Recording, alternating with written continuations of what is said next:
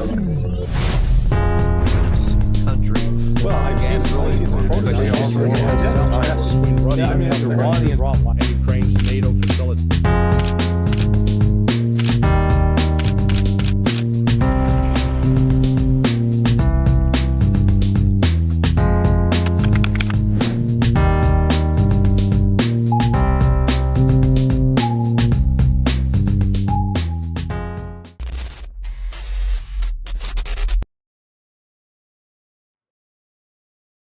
And we are live once again. Nice Tuesday with my good friend Larry Johnson. Larry, how are you doing?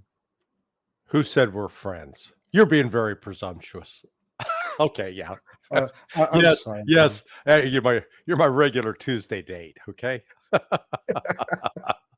right, haven't taken me out for dinner yet. Yeah. No dinner. Hey, I want to come down there. We're gonna go to eat a lot of meat. Yes, in a Brazilian barbecue. Yeah, the Brazilian barbecue, man. There's nothing like it. Best in the world. That's the third time you said that. Third is a charm. I guess the Argentinians must be very pissed off right now. Yeah, well, I ate a lot of Argentine asado, and they make magnificent asados. But what Brazil does is in just a whole nother level. So there's the trick, the semantic trick. I was waiting for it. Argentina does not make barbecue; they make asados. I got you. Asados, Yeah. asados. Yeah, I mean it's All right. the way they cook the meat is very, it's tough to do. You have to you start a fire with wood, and then you knock off the coals, and then you shovel the coals in underneath. Keep the coals at a it's very sort of slow. It's great, but Brazil goes sort of off the hook with all the different meats that come out. So they're both. You never go wrong. Argentina or Brazil, two best places in the world to eat meat. Exactly. No, I give them credit. They do a pretty damn good job as well. Yeah, and the vegetarians listening are horrified, but the Argentines have an expression: "La odio la vaca tanto que la como." I hate the cow so much I eat it. Yeah, I guess that's the difference. We love the cows and we eat them. And that's the special taste. Larry, my good friend, we start with a good humor as usual, because it's always amazingly good to have you in a good mood here. And I don't know why I have a scene issue here. Well, everything else we're talking about is terrible. So exactly. We got to let's start with lighten the mood somehow. Exactly. At some point we're going to light again, but I would like to start with the subject of the week, the Charlie Kirk assassination. Yeah. And this I don't think I'm gonna go too far, of course, a little bit into technical details, because I think you already have made excellent explanations on Judge, on Nima, everywhere else. But a lot of things don't match in my head about this story. Such as, let's go through those. Such as the rifle found in the middle of the woods. Why would the guy had the time and trouble to disassemble? Okay, because he needs to get away from it, but then reassemble it and leave it somewhere to be found. It's not clear that he disassembled it. Number one, okay. But we have the images from him. Well, we got the video of him getting off the roof, and you can see there is something in one of his hands that appears to get dropped to the ground. If he could have wrapped it in a towel, getting it in there. Initially I thought it would be in his backpack, but I've since seen. Remember, they got that one video where he looks like he's sort of limping across the street as he's walking towards campus. He had the gun stuck down his pant leg. That's why he was limping. Okay. Now, I've also seen someone has demonstrated online that you can, they've inserted a rifle just like that with scope into their pants and then basically walked uphill So it's quite, you can walk. And what we don't have is the scenes on the stairway. We don't have video to determine, was he limping up the stairway or was he walking natural? So, the thing I've seen that I just find ridiculous, people saying, "Oh no, he was shot from behind." And it's like, what? So you're saying that one of the security guards behind him shot him? That's the only way it could have happened. If you, I don't recommend that people watch the video. It's horrific. But when you're watching it, the first thing you see is the shirt moves up. Then his head does this, comes. That's the exit push. Yeah, well, that's what they're suggesting. But if I came, and I wouldn't want to do this, if I came down and I punched you right there, which way is your head going to move? I mean, take your left hand, poke yourself in the left side of the throat right now. Just do that. Other side, left side of the throat. Yeah. Yeah. See what's happening to your head? Your head's moving forward, right? It's a kind of a reflex, natural reflex. Natural reflex. So because if I hit you in the back of the neck, my head's going to go back, not forward. And so for that bullet to come out, if that was an exit wound, that means the bullet would have had to hit somewhere back here. Hit you in the back of the neck, your head's going to jerk back, not go forward. If you got hit up in the head, yes, your head would go forward, the force of it. But that is traveling at, if you will, a supersonic rate. It's crossing the sonic barrier, which is why you hear the bullet crack. And when it comes, it's traveling. There's like a wave of air, a shock wave in front of it. So that shock wave is what hit the shirt, comes up, bullet hits, goes in, and then it punctured the carotid. I mean, you call it a lucky, unlucky shot, whatever. And then as the blood starts going, then you see him get this stiff movement and going to the left. Well, then that bullet went in. What's at the back of your head? The cortex column. Yeah, the vertebra, the spinal column. And that either that bullet hit the spinal column or the shock wave from it passing close to the spinal column caused damage, which led to that stiffening and upright movement. Yeah, so that was the first thing I noticed. That movement that he does, that's something got delacerated in his neural system. Yeah, that was a neurological reaction. Now, exactly. When the minute, that was last Wednesday, and the minute I saw that video, I told my wife, who's she worked as a critical care nurse. I said, he's dead. There's no way he survives that. No way. Yeah. First thing I thought as well. There was a lot of talk. Plus, from the amount of blood, and again, I'm sorry, people, this is a bit graphic today because it was, and I mentioned this in my show this weekend, not easy to watch video for people that are I classified it as a middle term for me, and I'm comparing, of course, with Gaza, for example, the scenes that we watched from Gaza, that was a middle term. Yeah, that's not very easy to watch. It's very it's horrific. But the fact, the hatred directed at Charlie Kirk. And when I make this defense, people say, "Oh, you were a Charlie Kirk supporter." No, I wasn't a Charlie Kirk supporter. And I would have debated him on some of his, several of the issues that he brought forward. But he was, I give him, I note, for example, I never saw him attack somebody and say, use some epithet, use to attack somebody personally, to call them names, or to, and suggest that their mother had a colorful sexual history, none of that. He would always engage the argument. In fact, I saw a video last night of him engaging again one of his supporters who was taking a very anti-homosexual standpoint about, like, let's basically round them all up and kick them out of the country kind of thing.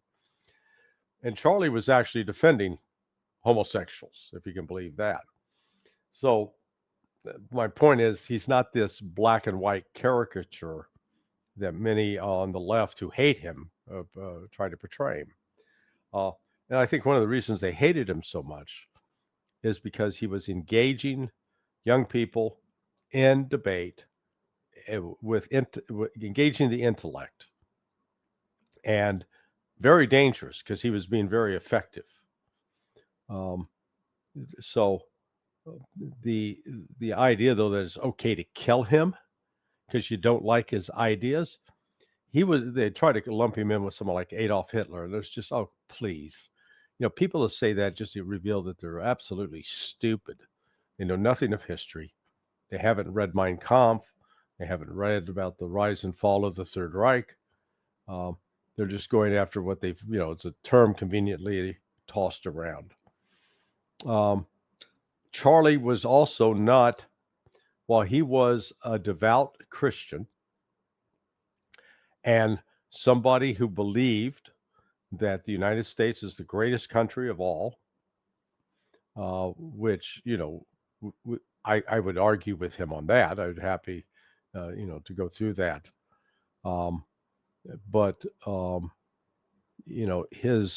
his views about government as, limited government as opposed to expansive government, those were resonating.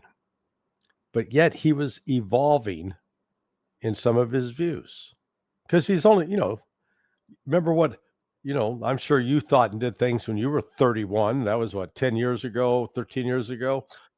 Yeah. Yeah. That, you wouldn't do today. So and so what that shows is that you're a normal human being, that you're capable of taking in new experiences and having a new thoughts and understanding. And one of those areas in which he was having new thoughts and understanding was with respect to the Israeli war of genocide against the Palestinians. Now, he would still reflexively, oh, I'm a defender of Israel and I support Israel. Okay, get all that. But the reality was, he was starting to question it, and he was coming under enormous pressure from these wealthy Zionist donors. Bill Ackman, in particular, has been mentioned. Ackman of Pershing Square. I know Ackman. We are not friends, but me and my associate, we did some investigative work for Ackman on one of his investment projects.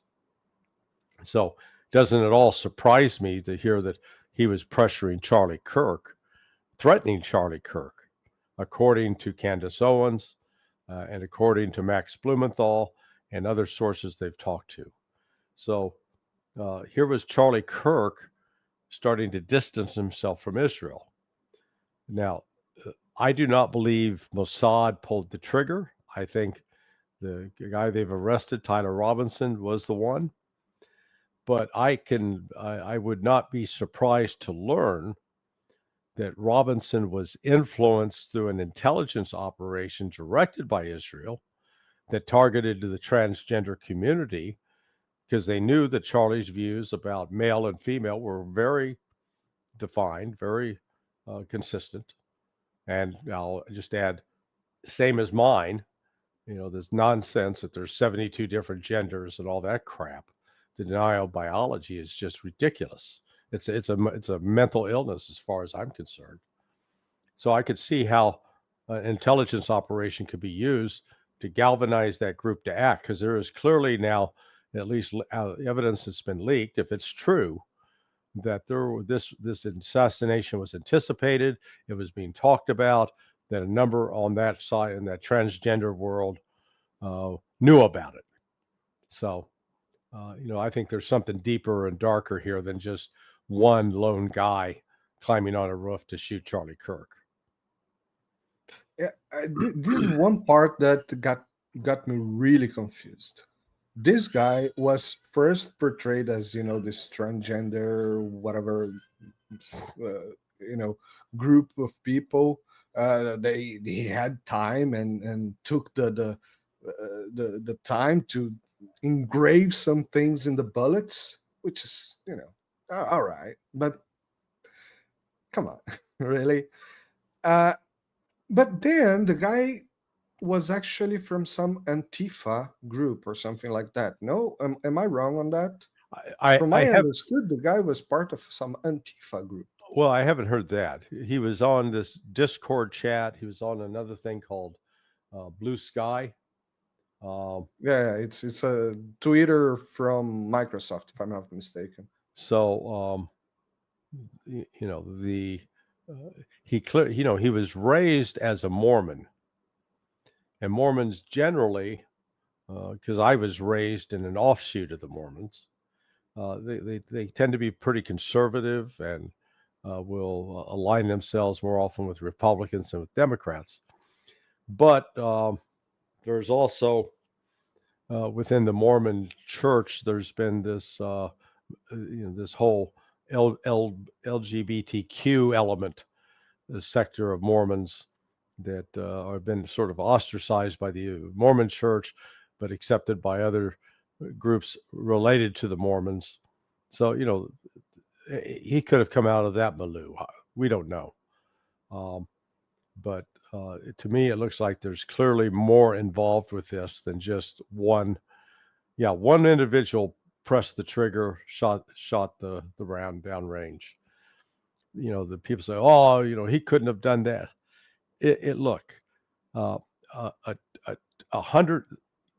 140-yard shot in Butler, It's not too Pennsylvania, with an AR rifle using a red dot. Yes, that is difficult to hit and accurate, with precision at that distance. However, if you're shooting something like the 30-06 round in this case, which is, the round is about the size, about 3 inches, it's a big round, and you're using an optical scope, like a telescope, and it's got reticles in it. And if that's zeroed, then that's an easy shot to make. If you have zeroed the rifle, and all that means is when you aim, whether you're aiming with the iron sights, the iron sights have the front sight and the rear sight, you line those up, or with this optic, you always have to take time to make sure that when you place the crosshairs somewhere and you fire the bullet, that the bullet goes where the crosshairs are. And if it doesn't, then you make adjustments on the optic that will allow it to move to move up and, the visual field to move up and down. The optic itself doesn't move, or it moves right to left. One's called the elevation, up and down. The other's called windage.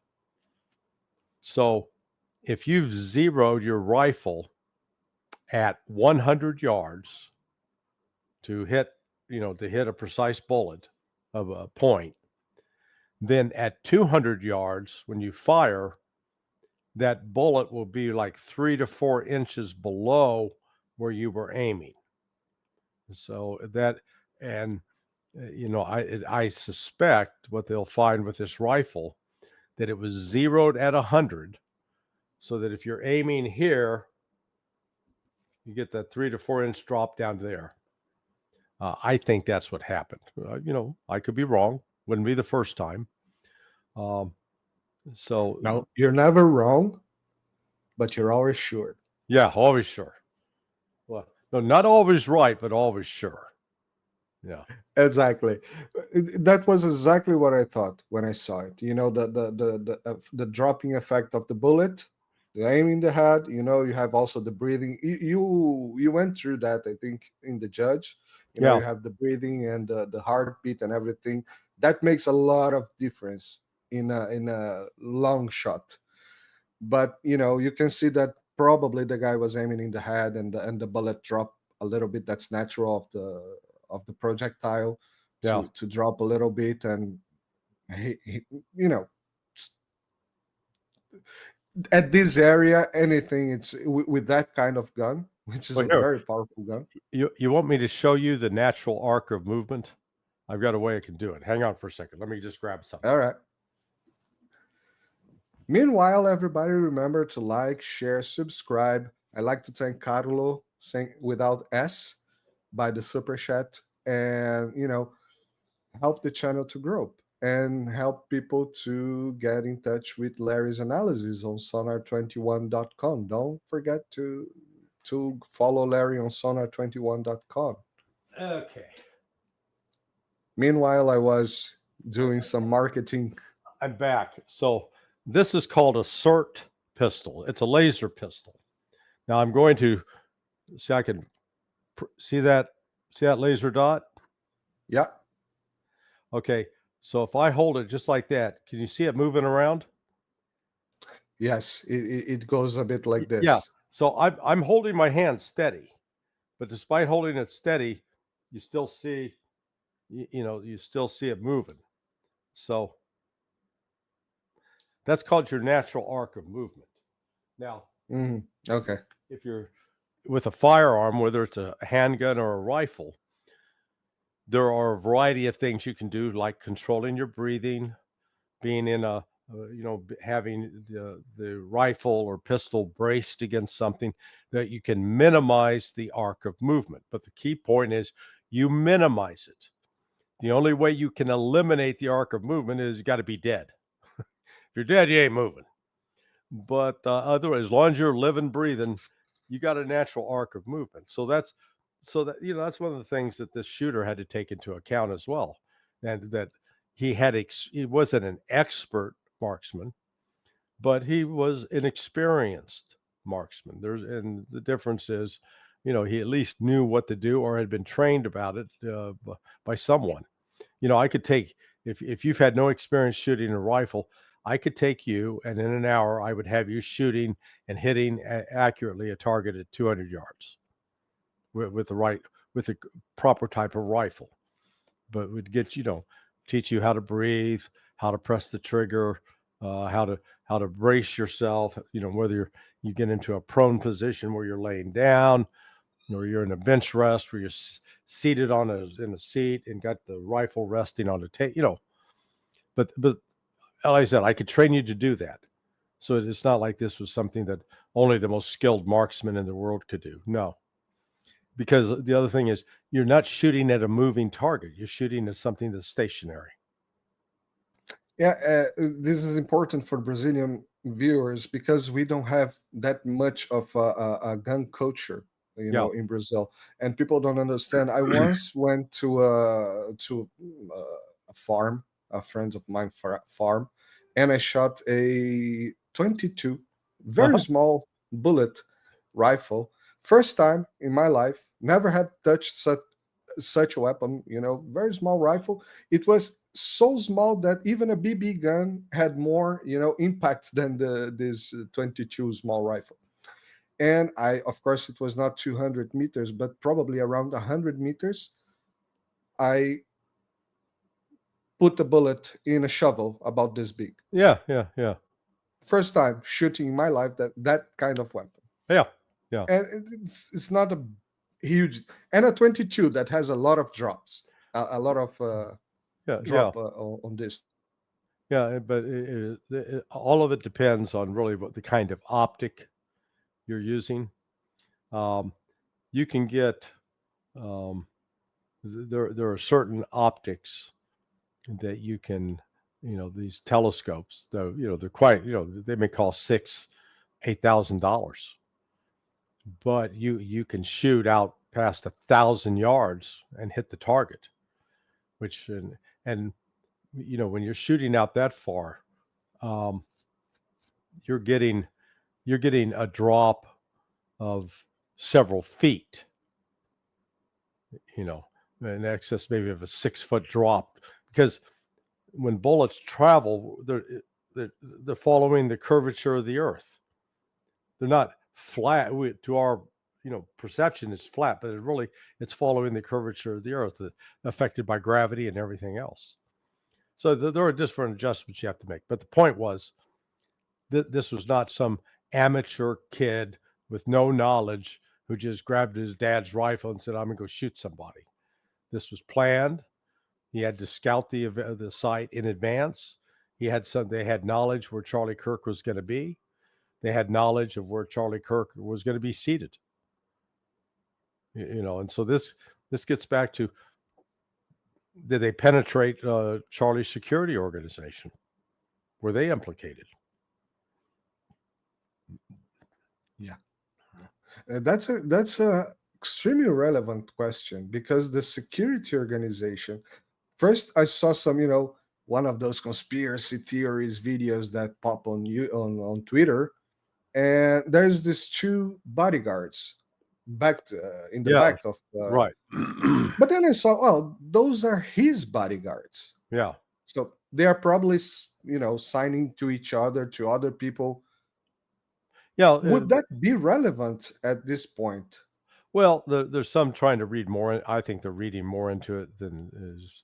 Over analyzing. They may have been doing this was their normal security routine at these events, doing signals about who to watch and what to keep an eye on. But what's clear, my view, that the security teams completely screwed up. They didn't secure the rooftops. I mean, you could go to that site and look around. You don't have to be some grand security expert to realize those are areas of vulnerability. We got to have, what's our coverage going to be? What are we going to do to ensure that there's nobody up there that could fire a rifle down at anybody in the area below? I do not understand how something as basic as that gets overlooked. But it may come down to arrogance. People say, "Oh, we've done this before. We know what we're doing." And man, that kind of attitude will bite you in the ass every time. Yeah, nonetheless, a lot of overlooking happening recently. Yeah. Well, the second, we're doing the Monday morning quarterbacking. It's always easier after the fact, but again, that's one of those things. If Yeah. you say, if you'd say, okay, here's where we're going to have this venue, what do we need to do about security? Well, the first thing is, are we going to have controlled or uncontrolled access? Can anybody just walk up? Well, hell no. So you got to establish that there's going to be controlled access. How are you going to control who gets in and out? Are they going to go through a metal detector or not? So a number of those questions need to be taken care of. But then also, what are the surroundings? Are they secure? Are they under control of police or the sponsors, or are there areas of vulnerability? Identify what those are. Like I said, this is not like trying to learn calculus being taught in Arabic. Okay, that would be tough. Yeah. Hell yeah. But this is sort of, it gets back to common sense strategies.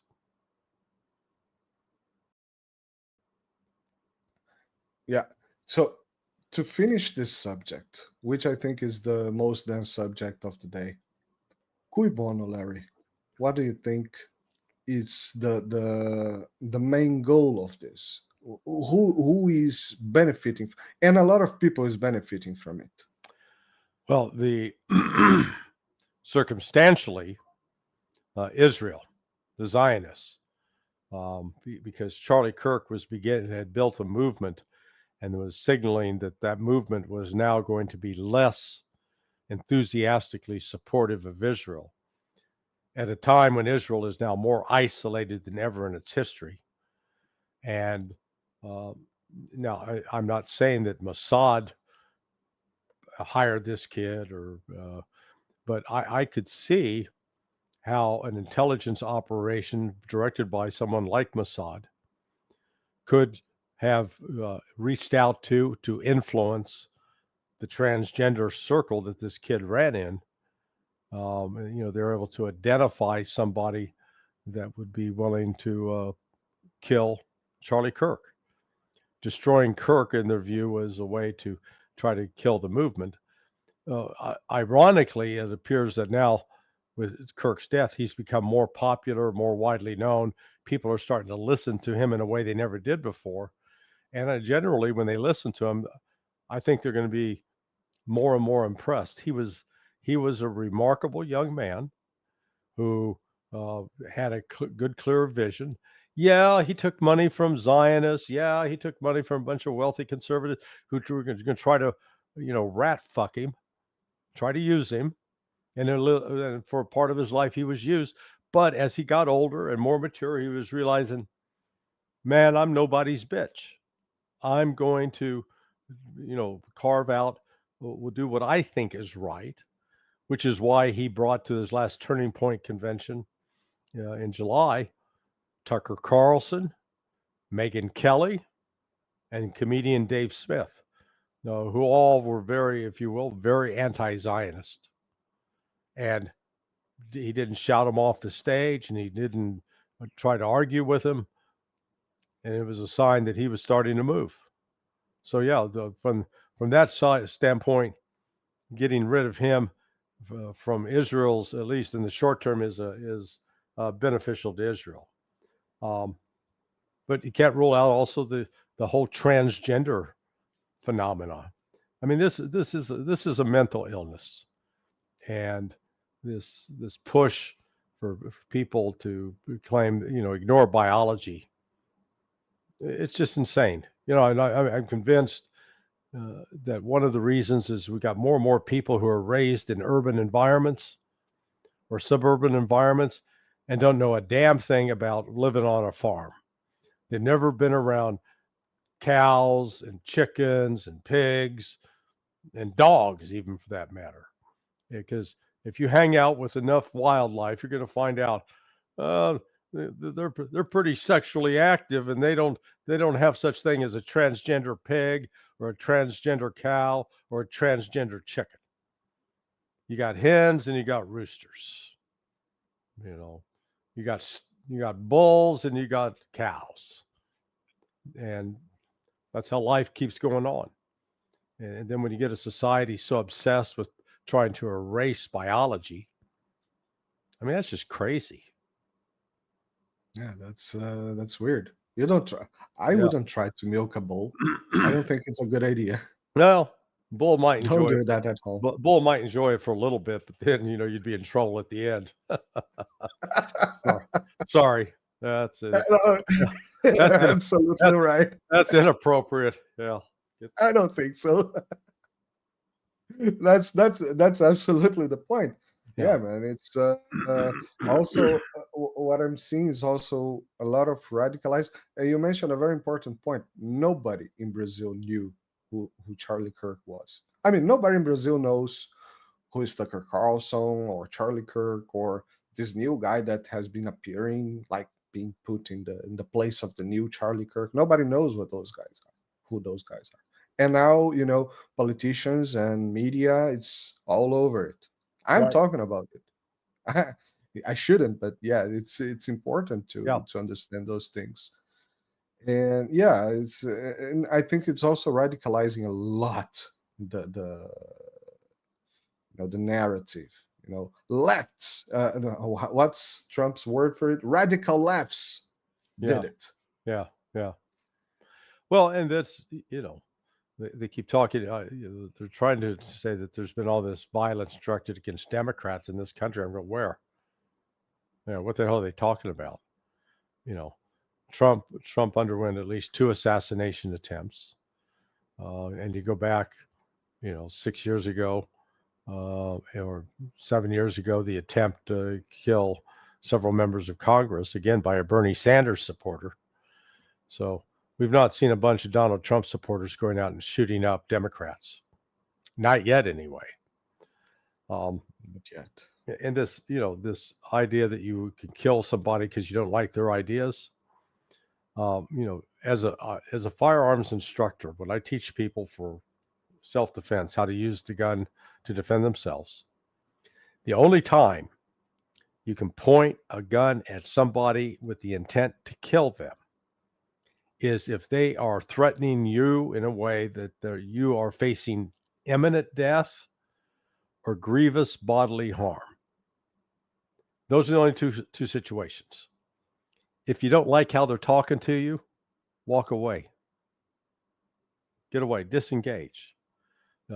Again, the only time that's justified to take human life is when that other person or persons are threatening to kill you or harm you physically in a way that would incapacitate you, or kill or harm somebody that is nearby that is unable to defend themselves.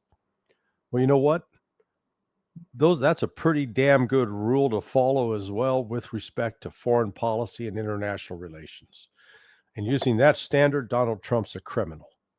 The killing of these guys in these boats in Venezuela, absolute criminal conduct by the United States.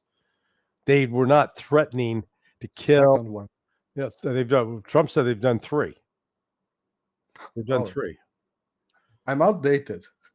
Yeah, and those boats weren't threatening to shoot or destroy a U.S. naval vessel. They weren't threatening to shoot, kill, harm U.S. military personnel. They're in the water. They could have been stopped, but instead we kill them. And so we become, Trump's part of that very thing that he's claiming to decry, this violence against the left. Well, I'm not sure who he's committing this violence against, but left, right, or middle. But, he's authorizing illegal, immoral use of force, in my view. Yeah. To finish our conversation, because I know today you have very important time constraints. You gave the perfect hook about the Venezuela. I will move South America wide. Mm-hmm. Forget about Ukraine today. Who cares about them at this point? And you already have a very good conversation about Middle East with Nima. So I'll point everybody to watch last Nima's episode. Was fantastic on Dialogue Works, which, by the way, he was using a Hawaiian t-shirt. Did you really made him do that? Yeah, you're one of my boys now. I mean, you and Nima, you're the same age as my son. So, you're going to I'll send you the official adoption papers. But you won't get Hawaiian from me. Hawaiian t-shirts from me. You'll see. I'm going to shame you into it. 1 week later, 7 FBI agents knocking in my door. Here's your t-shirt. You have to use that. No. Hey, you made an effort. Wearing a South Park shirt. South Park is quite revolutionary. It is. It's one of the most amazing cartoons I've ever watched. I watched 2 today. I like it. Yeah. 44 years old. I still watch. Actually, I prefer now that I'm 44 than when I was young. Yeah. So, man, Venezuela. We had the Department of State official account putting a video from Marco Rubio saying 50-something countries do not recognize. When you put Maduro as a president, when you put 50-something, and it is written 50-something. Yeah. You already don't know what you're talking about, because this is not data. This is not data. No, they are calling it a cartel masqueraded as a country. Yeah. So this is shit. It's all a lie. This is more, when I was with the CIA in the 1980s, the CIA had pretty good control over Venezuela at the time. I mean, the reality was senior government officials were CIA assets. We lost control. We want that control back because we want to control the oil and the gas and the other natural resources. And we're using the claim that there's some major narco state as an excuse, and then it's just again, it's complete bullshit. It's a lie. We got more drug trafficking activity in this country that is carried out and enabled by U.S. corporations and politicians and other corrupt government officials than what's going on in Venezuela. But we prefer to, like any good bully, beat up on the weak. Yeah. Larry, who controls the Latin American cartels? Nobody. You've got, I go back to the days of the Cali cartel, and Pablo Escobar's outfit, but then the North Valle, Norte Valle, you've got, it's very fluid. One of my former business partner, who now retired, Bobby Nieves, he was chief of international ops at DEA. He's actually the one who, along with another former business partner, Greg Pasick, came up with the concept of what was called the kingpin strategy. And the kingpin strategy was premised on the idea that if we focus upon the leadership, take out the top leaders, that will weaken these organizations and they'll collapse. Nice theory. And I think Bobby would admit today that, okay, we were wrong. Because what happens is, take out the top guys, and it's more like you hit a ball of mercury with a hammer, and what does it do? It splits off into different cells. So as what was one solid mass is now, good God, you got 10, 15 different cells. And each of them, because there's such a lucrative trade, they're making money. And then what you get maybe is fighting between those different elements over who's going to control. You saw the same thing in Mexico with the Sinaloa cartel, the Knights Templar. I haven't kept track with all the names, but so the production of the cocaine and heroin that takes place in Colombia, Bolivia, Peru to a lesser extent, Mexico, and then you get a lot of the synthetic drugs coming out of China that are being manufactured, and the connections between the cartels in Mexico and South America with organized crime groups in China. God, that's been going on for years.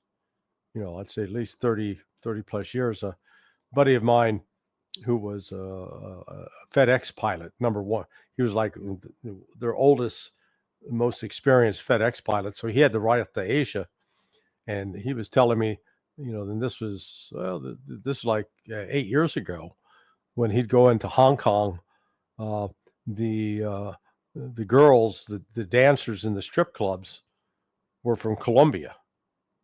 In Hong Kong? How the hell, so they were trafficking women to China.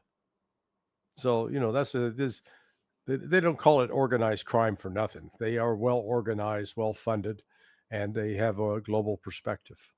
And the United States is now trying to use what I call a specious claim against Venezuela to justify regime change. That's what this is all about. The kingpin sounds like decapitation strikes. Yeah. Doesn't work. Never did. Keep doing. Yeah, exactly right. Exactly right. Yeah, I would go to Brazil, but I think our time constraints is it's over now today.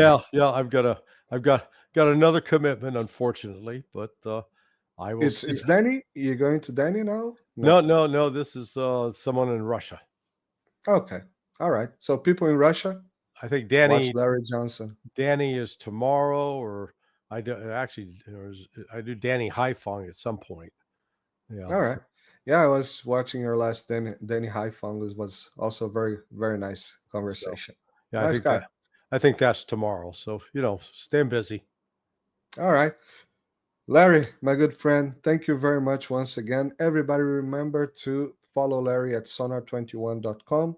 Like, share, subscribe the video. I already told in the middle of the video that, but don't forget, like, share, subscribe. Be a member. Be a member. Imagine that something happened there.